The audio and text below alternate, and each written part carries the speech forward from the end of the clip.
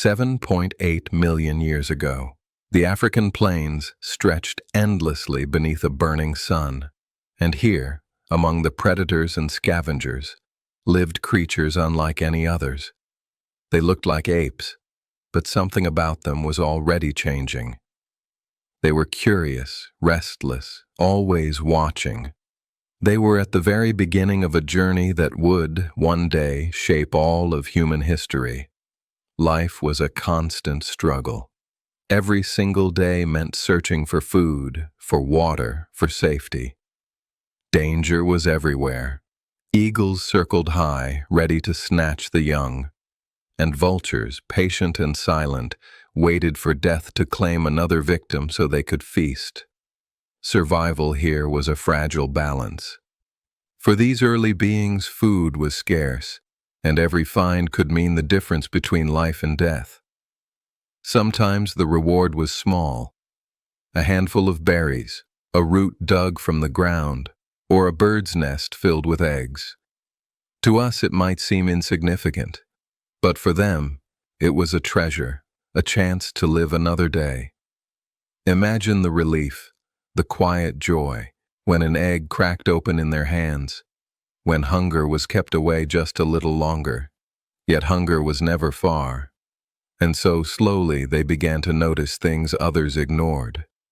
A stick lying on the ground was more than just a stick. It could reach where hands could not. It could knock fruit from a branch. It could push back a threat. It could strike harder than a fist. Simple, yes, but revolutionary. In those moments, a new path opened, the path of tools. In their groups, something else began to emerge. They rested together in circles. They huddled for warmth.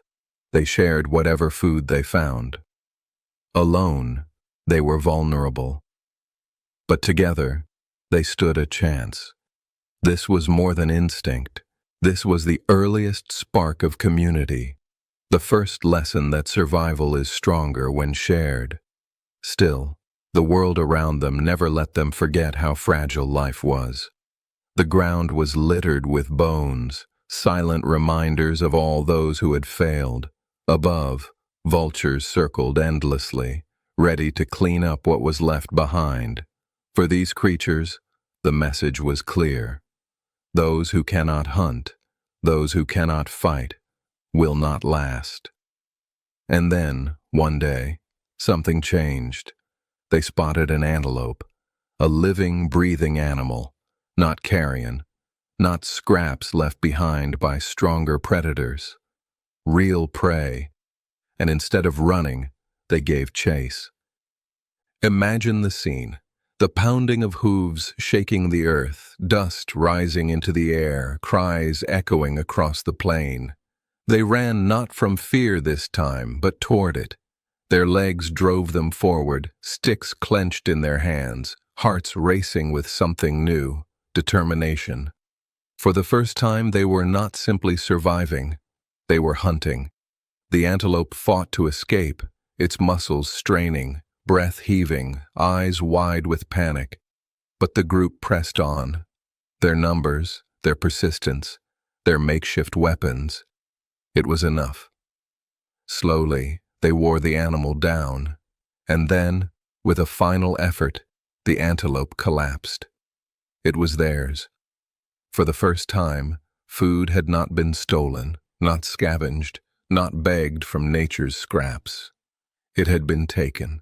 They gathered around the fallen animal, touching it, pulling at it, tasting it. Each one took a piece, tearing the flesh with their teeth. Blood smeared their hands and faces, but it was more than just a meal. It was proof. Proof that together they could conquer. Proof that they were no longer only prey. And yet something even greater awaited them. Their next discovery would be far more powerful than the hunt, more transformative than any victory. They would encounter fire. Flames roared and crackled, heat seared their skin, and the blaze seemed alive, uncontrollable. They kept their distance, wary of its power.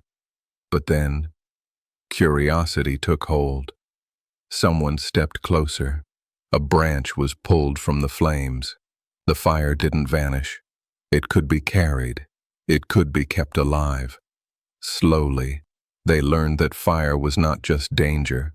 It was protection, and it was possibility. Meat, placed into the flames, changed. It softened. It smelled rich. It tasted better. It gave more strength, more energy, more life.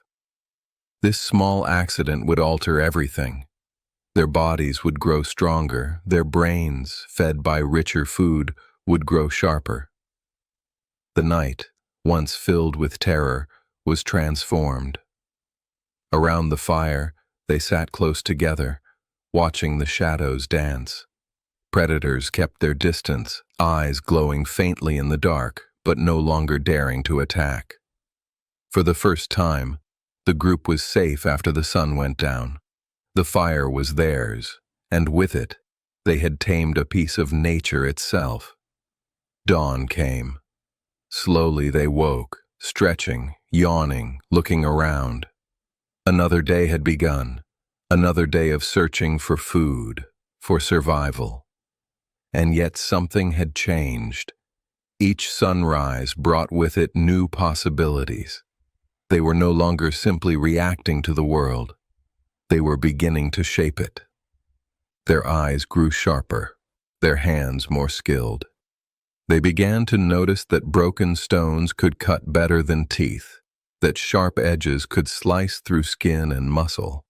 Some began striking stones together, splitting them apart, finding blades hidden inside the rock. It was clumsy, it was simple, but it was the beginning of invention. Step by step, moment by moment, they were becoming something new. No longer just creatures of instinct, no longer just victims of chance. They were taking control. And this was only the beginning. From the first egg stolen from a nest, to the first stick used as a tool, to the first hunt, the first fire, the first stone blade. Each moment pushed them further along a path they could not yet see. A path that would lead, in time, to villages, to cities, to civilizations, to ships that crossed oceans, to machines that reached the skies, to footsteps on the moon. 7.8 million years ago, none of that was imaginable. And yet, it all began here. With creatures who looked like apes, who feared the dark, who fought for scraps. Creatures who one day, slowly, became us.